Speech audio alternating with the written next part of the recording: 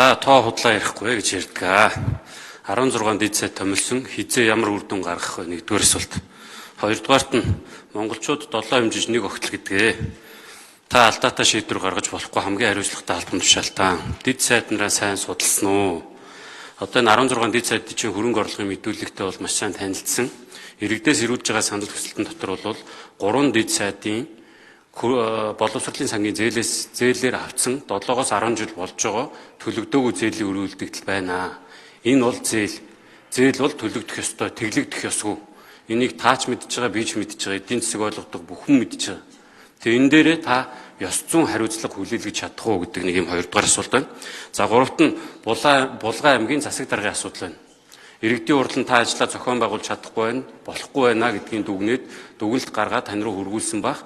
Гэтэл Булган аймгийн засаг дарга өнөөдрийг болтол ажиллаа яваад байгаа. За яг энэ нөхцөл байдал дөрөвдүгээр асуудалтай холбоотой Баянгор аймгийн Баянгор сумын засаг даргын асуудал. За энэ дөрвөн асуултанд хариулт өгнө шүү дээ. Тэгээ ер нь манай улсын хурлын энэ мэтгэлцээний цаг бол парламентын мэтгэлцээний цаг гэж бид ойлгож байгаа. Тэгвэл урьдчилж асуулт асуухан дүүрч одоо ерөөс ингээд бүх талын асуултууд асуудаг бас UB комитетийн дайралцаан шиг байж болохгүй гэж бодож байна. Дайралцаан ч гэсэн логиктой байх хэрэгтэй.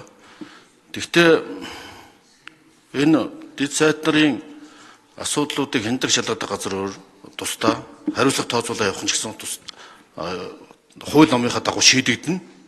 Хамгийн гол нь үр дүн бүтээмжтэй ажиллах хэрэгтэй.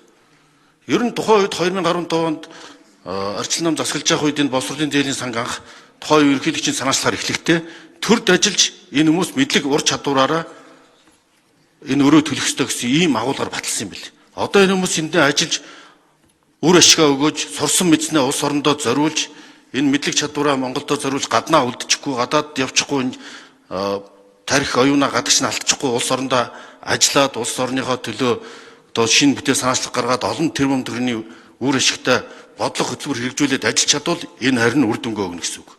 Түүнээс гадаа сурсан болгоно гадагшаа тавьж болчиход байвал хайрын улсын мөнгө болно шүү дээ. Тийм учраас одоо энэ хүмүүсээс хариуцлага үр бүтээмж үр дүн л ихэж шаардж ажиллах хэрэгтэй. Ойнд 30 хоногийн хугацаатай 300 хоногийн хугацаатай даалгавар өгдөд ажиллаж байгаа. Энэ салбар болгондоо тодорхой ахиц төвчл үр дүн хариуцлага тоолж ажиллах чиглэлтэй ажиллаж байгаа. Энийг бол тухайн үед нь хараад өгнэ та асууж жиж уулзаа явж болно.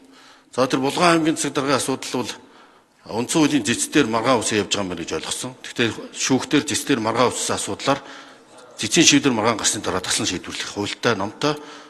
За тэр сумын засаг даргын асуудлыг бол та надаас илүү өөрөө мэдж байгаа учраас өөрөө улс төрийн хувьд өөрөө очиод зохицуулаад шийдээд явах юм байна. Орон нутгийн иргэдийн хурлд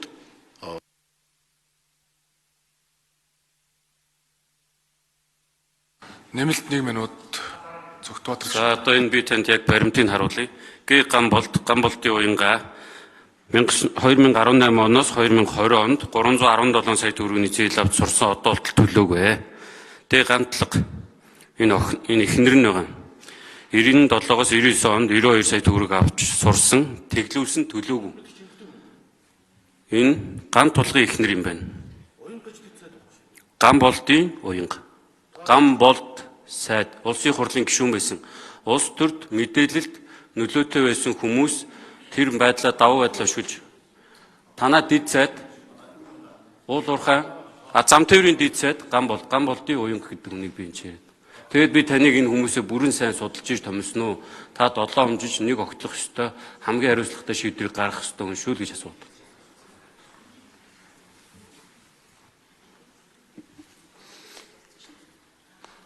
Миний мэдж байгаагаар Гамболд дэд сайдын охин улсын хурлын гишүүн багт нь энэ ерөнхийлөгчийн детгэлэгт шалгараад тэгээ өөрөө татгалцсан.